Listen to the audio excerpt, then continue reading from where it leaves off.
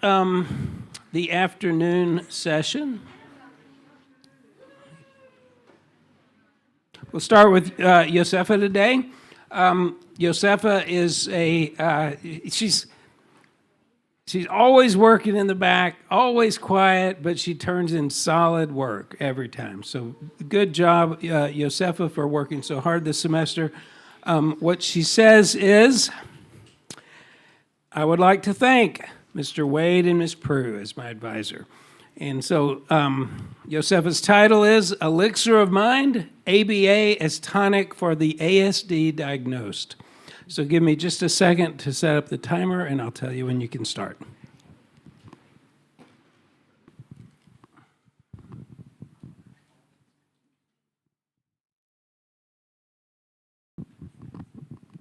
You can start when you want. Imagine your child, diagnosed with ASD, struggling to do simple daily life activities. Despite noticing, you decided to put therapy aside and let the child grow independently, since you believe she would still develop into a fine adult due to her exceptionally high intelligence. However, as she grows and receives 2 bachelor degrees, she still finds herself working at checkouts at a local supermarket for 15 years, unable to secure an ideal job.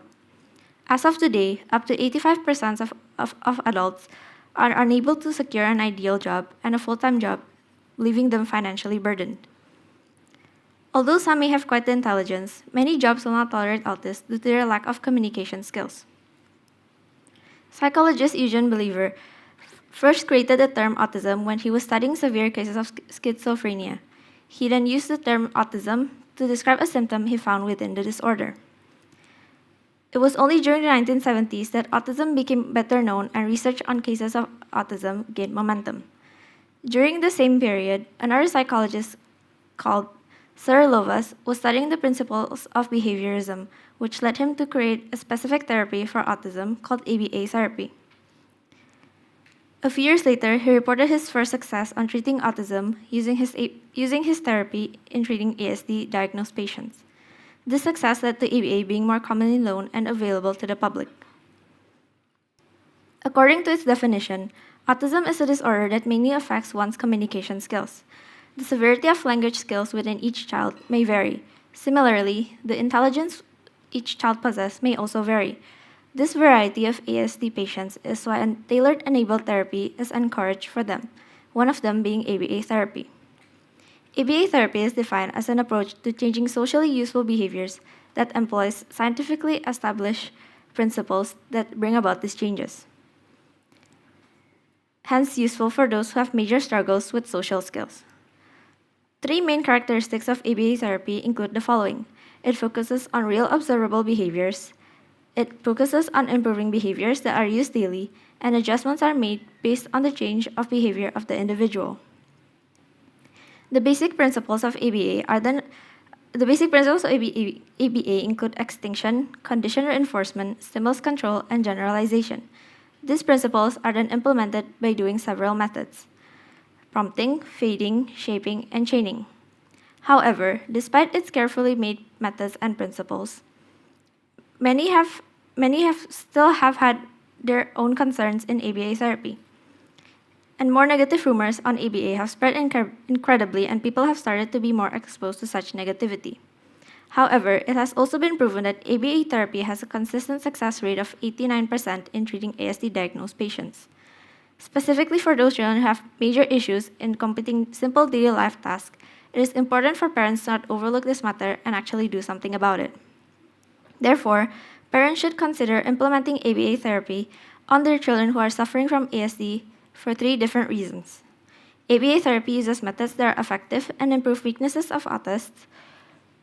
Its methods are especially suitable for autists, and ABA therapy nurtures the mind and spirit of autistic children. Children suffering from ASD lack certain skills that are very much needed for their daily life. Advantageously, ABA therapy uses methods that are effective and improve such weaknesses significantly, especially when compatible and done correctly. One of the core deficits of ASD are cognitive deficits. Cognitive skills refers to knowledge processing abilities, and it is directly proportional to their IQ level. Providentially, ABA contributes substantially in improving IQ levels. Researchers have studied 30 children diagnosed with ASD who were given therapy. After half of the group was given the total procedure of the ABA-based comprehensive treatment, while the other half underwent routine treatment with no additional input, results showed the intervention group benefited significantly from ABA therapy compared to those who did not. These results are due to the fact that ABA treatment includes DTT as one of their methods, or discrete trial training, a learning approach where steps to achieve a certain goal are broken down into smaller sub-steps to simplify the process and help children reach their goal easily. Children who receive such approaches have shown to make substantial sustained gains in IQ, language, academic performance, and adaptive behavior. And their outcomes have been significantly better compared to those who did not receive the ABA treatment.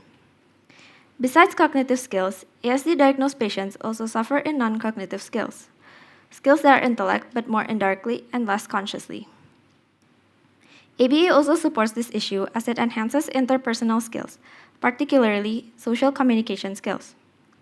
According to the same study explained previously, autistics who underwent ABA method have shown significant improvements in their non-cognitive skills such as EQ, behavior, and adaptability. The reason for this is aside from implementing DTT strategy, ABA also uses PRT, or Pivotal Response Treatment, which focuses more on improving non-cognitive skills. PRT is also flexible, and its teaching methods uses natural play-based activity, unlike DTT, which uses repeated trials.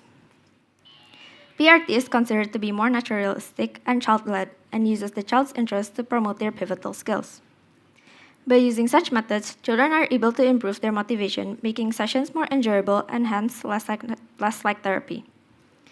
Most importantly, ABA also helps children boost their overall general skills and deficits. This is because ABA has the support it needs to help children enhance their general skills needed for their daily life. Only a few years after ABA was introduced to the public, its popularity spread like wildfire. It gained the interest of the scientific community, and international publishing companies also started to publish journals and articles on this topic. Over the years, ABA has gained the trust of many, leading to their willingness in promoting ABA and supplying ABA with new technology to further maintain the quality. These helpful acts support children in receiving the best treatment they can get. Health corporations have also been taking their time to constantly undergo tests in order to maintain quality of ABA treatment. Secondly, ABA therapy uses methods that are especially suitable for autistic children. One of the advantageous abilities of ABA is it can alter methods to make it suitable for each individual. Being able to personalize methods make ABA more effective, suitable, and comfortable for children. Before starting sessions, pre-assessments will be done to figure out what each child's deficits are and which part needs intervention. By doing such assessments, the therapist will get the general idea of the child's abilities. Methods designed by therapists will then suit each child like puzzle pieces. A study that was conducted emphasized the importance of age as a factor to be taken note of, as it is important in order to result in a more personal and effective therapy. When dealing with autistic children, a lot of things may vary starting from age, personality, severity, and more. This shows the importance of using a detailed and personalized methods in dealing with different individuals. Besides ABA therapy, having the ability to tailor its methods, ABA is also highly advantageous due to its flexibility in involving trained caregiver intervention. Usually, during early intervention of ABA, parents are often included to help therapists gather information on their kids' general skills. Caregiver involvement is crucial when helping children in improving their social communication skills, which can be supported by using NDBIs, or Naturalistic Developmental Behavioral Intervention, which are a set of intervention approaches for people's delivery in natural settings within every day. In one study, there was a program that teaches parents strategies for increasing the frequency of social communication and play acts. Parents are then asked to take notes on their child's communication level, interest, and most importantly, their joint attention. The results of the study demonstrated the effectiveness of such methods in the child's play skills. By including caregivers into therapy, children will get needed therapy sessions more often. By having parents involved in the process, the children will also receive help in continuously tracking their progress. Aside from its adaptability, ABA is the best approach when it comes to maximizing progress since it tracks each detailed step. ABA prioritizes the tracking of children's progress, which will help therapists further in tuning strategies during the whole process to further tailor the methods. A way of tracking progress is by utilizing DTT, by continuously helping children practice certain skills in controlled environments through repetition. After each trial, the progress of the individual will always be recorded in order to determine the certain things that should be focused on. ABA is very reliant on data. Therefore, having such a progress tracking approach will help therapists in decision making to ensure that they are effectively approaching the goals set for the children. Especially during the early ages of children, many changes will occur in habits, characteristics, and even new personalities may show up at different ages. These changes, although minor, require certain changes in methods of ABA to further fit the needs of the child. Lastly, ABA therapy nurtures the mind and spirit of autistic children. Methods used by ABA therapy improves behaviors while also increasing their confidence, sense of belongingness, and self-esteem. This is possible because ABA encourages structured social interaction on children during sessions or even during their daily life. These social interactions are formed and done by using peer-mediated intervention or PMIs. PMIs are structured programs designed to promote social skills development in children with autism by involving typically developing peers. By having such intervention, children will get more used to being in a social community, which help them increase their social skills as well as having them feel more comfortable and at home in social settings. By having them feel more comfortable, they will also feel a sense of belongingness, since they are able to adapt to fit in social gatherings. They will soon feel their connection with the surrounding community, which is considered as their first step of their spiritual growth. Moreover, remembering that ABA uses positive reinforcement as one of its approaches, ABA therapists improve certain skills of children while also increasing their self-worth and self-esteem simultaneously. Positive reinforcement work by having therapists or caregivers reward children after doing a certain desired behavior. Rewards can include gift, positive actions, and most importantly, positive encouraging words that act as a reason for children to continue this desired behavior. Besides such approaches, because the ABA therapy focuses on having goals and targets for children, children will feel a sense of accomplishment when they realize they have acquired certain skills. They will have the tendency to feel self-assured and proud, which again leads to their individual development. Most importantly, ABA supports and increases children's self-awareness. As mentioned throughout, ABA focuses on teaching children in improving behavior. They do so by helping children in being more mindful with their actions. They are encouraged to regulate their emotions, reactions, and more. Methods they use to support such goals is, for instance, by creating comfortable environments for children to express their emotions at ease, which will help them in understanding their feelings, helping them regulate their actions to certain situations better. However, despite its benefits and ability to improve such weaknesses, some may argue that ABA can be too expensive for parents to cover, and this claim may be true for some families when ABA can cost up to $600 per week, and this can be challenging for parents to cover. However, while this is true, in some countries today, governments have been supporting such services by providing insurance. A few countries have also seen its potential and have been supportive by providing such treatments with new modern technology. Even so, some parents may also argue that there is no guarantee that their children will have improvements. This is true that until today, therapists are not able to guarantee improvements in every child who receives ABA treatment. However, what this argument fails to see is that the reason why their children show no improvements is because they are not using trained and experienced therapists. Having unsuitable therapists will lead to flawed methods that will be used upon their children. These cases are a result of parents depending on inappropriate and/or amateur therapists. To summarize, this thesis has discussed the importance of implementing ABA therapy on children who are diagnosed with ASD.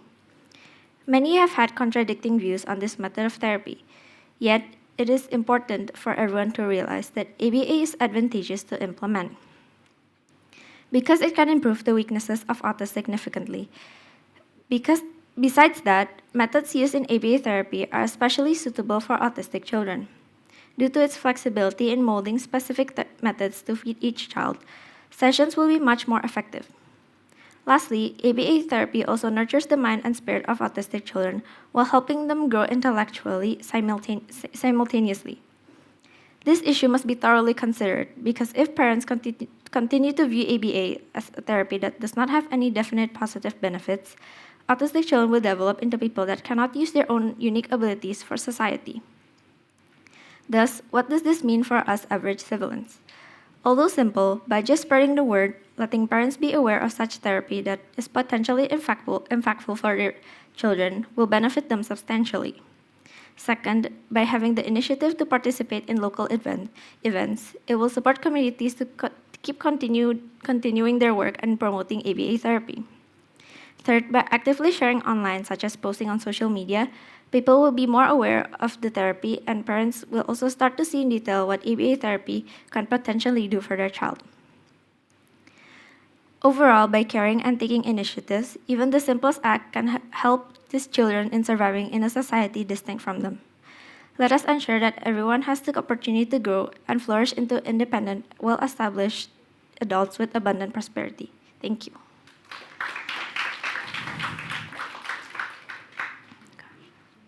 Thank you, Yosefa. Our panelists today are Mr. Christian and Miss, is it Keeladona? Miss Keeladona. So let's see, we will let Mr. Christian go first. Okay, hello, Yosefa. Namaste. All right. Okay, I'll be honest. I'm actually quite surprised that you actually took this topic because, well, I didn't really expect you to be tackling the autism spectrum disorder in the first place. So maybe, well, you did a great job, especially in terms of your delivery and your speech, especially considering I rarely hear you speak at all, honestly. So this is quite a welcoming change for once. Right, so let's continue with that further, and perhaps maybe just to continue on that beginning, what made you put an interest into this case specifically, if we may know? Thank you for the question. For me, it was simply curiosity because I'm aware that autism isn't something you can completely get rid of or heal, but I am aware that there is some sort of therapy that could at least help improve in deficits of autism. So it's just out of curiosity. So you don't really have anyone you know that has autism or anything like that? I did have a cousin who have autism.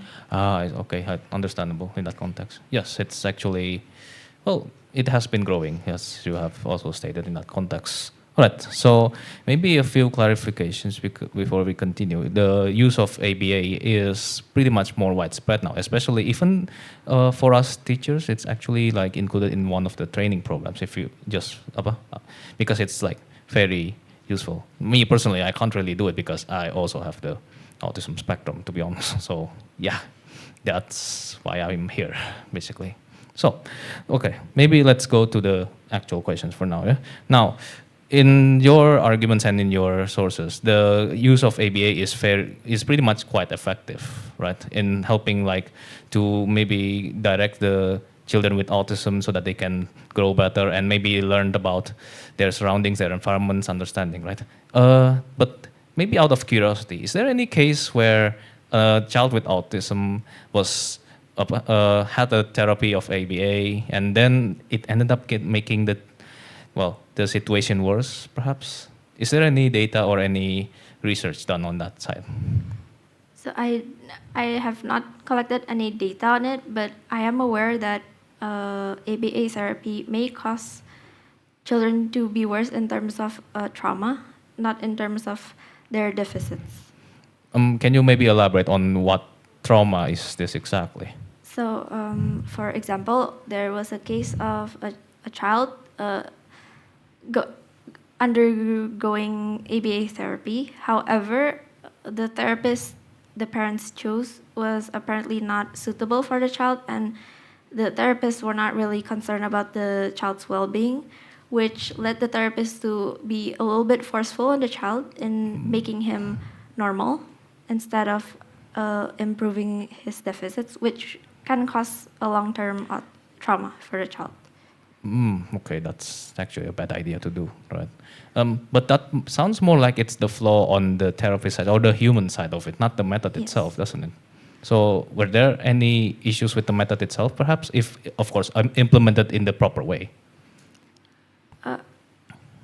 And according to my research, I've not found any child who got worse because of the method. All right, let's hope it keeps that way, yeah? Okay. Right. Now, of course, if we're talking about this therapy, it is pretty much a two-sided coin, right? Like, maybe not that kind of regard, but it's a lot of parents maybe have a misconception that, oh, I have a child with autism, and then I send it to a therapist and a well-organized institution that deals with people with autism, and voila, my child becomes better. Even though that's not really the reality, is it, right? So, in terms of this therapy, how much should the parents be involved, like, in terms of the therapy itself? Because, I mean, you don't really have that long of a time when the child is under the tutelage of this therapist and everything. It's not like, well, with their parents, which is pretty much the whole day, right? So I think parents should be quite involved in the therapy in terms of tracking their child's progress. And then if they are developing trauma, for example, or if they're actually getting better. And I think it's also important for them to be involved in a therapy in a way that they join social gatherings for their child.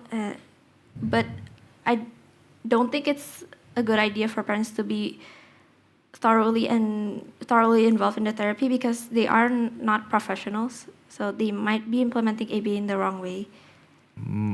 So maybe also proceed with caution as to not end up with, well, that miscommunication or misuse of that method. Yes. Okay. All right. Thank you for your answer for that case. All right. Now, okay, for my next question, I am quite surprised to hear this, but I mean, in parts of your thesis here, you are saying that there are people who think that stimming makes someone with autism stand out or unique, right? And that removing it is removes their uniqueness. Can you maybe elaborate a little bit more on which source is stating that? Because personally, I myself, and as I see a lot of my peers with a similar spectrum, we pretty much want to wish that we don't have to stim, to be honest, because a lot of the cases is like really making us embarrassments in the public, really. So, what does the source state about this exact claim, maybe? So I took that from a book, and the book actually states that stimming, it's the therapists are trying to not really make the stimming stay in a way. The ABA therapy is just to to lessen, for example, if a person stims in a way that they do major hand movements, it may be very, very major and maybe distracting for other people. And the stimming, ABA therapy tries to not necessarily removes their stimming, but to lessen the movements in a more minor way. Okay, so but it's still my question is still lying on the that set of data or that set of group that is saying that it's removing. Well, it's bad. It's a bad idea to even tackle it that way. Or do you not have much information about that side of the argument yet? Can you reword your question? Okay. Well, there is the statement here that a few people think that it's not a good idea to apply ABA therapy as it literally eliminates the quirks and the characteristics that, well, a person with autism and what it defines them as an autism, people with ASD, right? So, how much of the public is actually supporting this in that manner? Do you understand? No? No. okay, well, maybe to contrast, on one side, there's a lot of data and a lot of percentages of the children with ASD that have gone through the therapy and they have seen improvements, right? Right? And is there any data about people advocating against it? Like how many people exactly are against it in this context? Or maybe experts, let's make it a bit more easier. Experts, doctors, therapists that are against this therapy. Is there a certain group of it at the moment? According to my research, I've not really found any group of people that are against ABA therapy. So it's just more the concerns of parents that are a little bit misguided about this topic. Yeah. Okay, there you go. That's what I was trying to ask. Okay, sorry for that. Yeah. Okay. Do you want to continue or? I still have time. Okay. All right. So maybe one more question for this. Right. The main dilemma about this kind of disorder and their interactions with everyone else around us is, as you put it also here in your thesis, is the term normal, right? You even put it in quotes in that context, right? And I mean, that's also again the part of the argument where the application of the AABA can make them normal, as stated, right? Quoting from your thesis as well. But that's quite a minefield to be tackling here, if we're being honest, even from both sides, because what exactly defines normal? Maybe in your opinion, how would one be considered normal? Especially if they're someone who has autism, who had autism and had gone through the therapy and maybe are amongst us, just like, in society. For me, if to differentiate between someone who has autism and someone who's normal, someone normal does not have any brain damage naturally from birth. Mm-hmm. Yeah, but autists have a little biologically disrupted brain, in my opinion. Okay, that's technically not an opinion, that's the fact, actually. Yeah, be confident on that end. Yeah, it is a fact, right? And perhaps it's also a little bit unfair to say, well, they're not normal and everything, because in some ways there's differences on the way the brain works and everything, right? It's complex, okay? All right, but maybe, is it even possible for this therapy, maybe as my last question for me, is it possible for this type of therapy to completely or maybe significantly remove each and every characteristic that someone with ASD have? I don't think it's possible for ABA to completely remove, but ABA I think has a goal of improving deficits, not completely removing. I don't think that's possible for someone who is biologically a little disrupted. Okay, all right. Thank you for the question. Thank you for the answer. Okay, maybe Ms. Gila, you can take it from me. All right, that is all for me. Thank you for answering. Okay. Hello, Yosefa. Okay. To introduce myself first, in case you don't know me, my name is Miss Gila. I'm the skill counselor here. But outside, I'm a clinical psychologist. And my field of expertise is actually child and adolescent. So I deal with a lot of neurodivergent cases, including autism. So my questions would be something more specific about the about the ABA itself, because I employ ABA as well in my practice. So my first question is, you claim that ABA can be used for social skills, to improve their social skills, because social skills is one of the symptoms of people with ASD, and they struggle with understanding social context, something like that. Okay, so social skill isn't only about behavior, right? It's not only about showing the appropriate behavior, but sometimes it also talk about the reason behind it. And because people with ASD sometimes don't understand the reason behind all the things that happen, especially socially.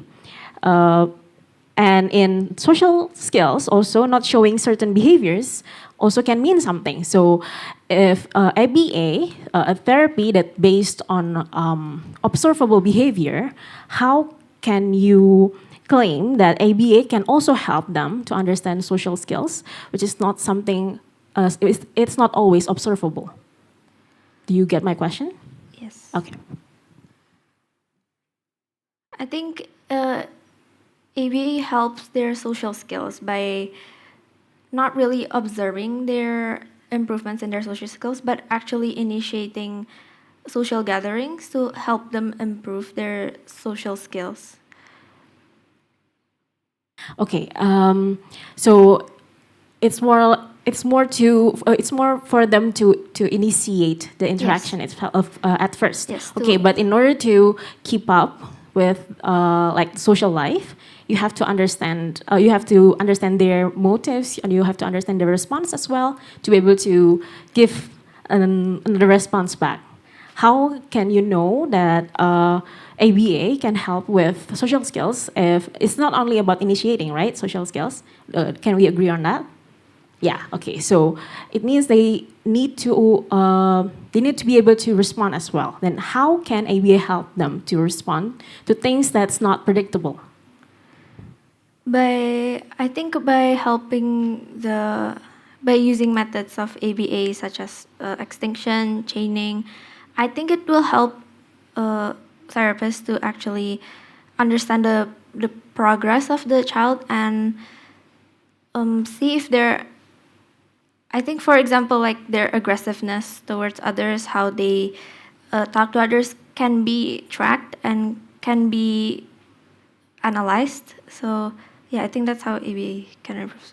Okay, by using several behavioral techniques, it means because extension and shaping, as you mentioned, are some of the behavioral things that we can do to help them, something like that. So we help them to understand and manage their own self by first, and then they can interact. Is that what you Yes. meant? Okay.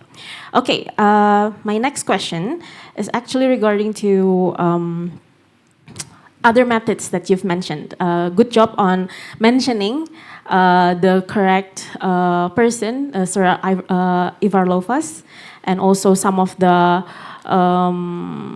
therapy, some of other therapies that has been used to help people with ASD and also other neurodivergent cases. So my question is, what about other methods? If you claim that they have their own world, they have the way they think about the world is kind of different. So shouldn't we choose a therapy that allows that to happen? To help them figure themselves out, how to function in this world appropriately, but still incorporating and even embrace their uniqueness. Isn't that the most humane way to help them instead of shape them according to the norms, which can be difficult and a total 180 from the way the world works for them? Because you mentioned one of the therapy here is pivotal response treatment, and it uses like natural or child-led, you said, child-led situations. Would that be better than ABA? Because ABA seems like more forceful or like shape them into a mold that is not entirely dumb, something like that. So I think for certain behaviors, it is important for therapists to use a PRT, which is less traumatic, I think, for some children. But I think for certain behaviors, that alone is not enough, and it needs intervention from therapists by using the ABA methods, such as chaining and extinction. Okay, because in pivotal response treatment, it's they like the therapist will not intervene. Is that it? They will intervene, but in a more naturalistic way. Okay. So it uses the child's own interest, and so the therapists are not basically forceful towards they're not forceful in shaping the child in doing certain behaviors, but the therapists make use of the situations that the child are in, which is their own interest. Okay, would that be more comfortable for ASD people who also need certain kind of environment to be able to function better? Yes, Yeah, but it means that pivotal response treatment is the better way then.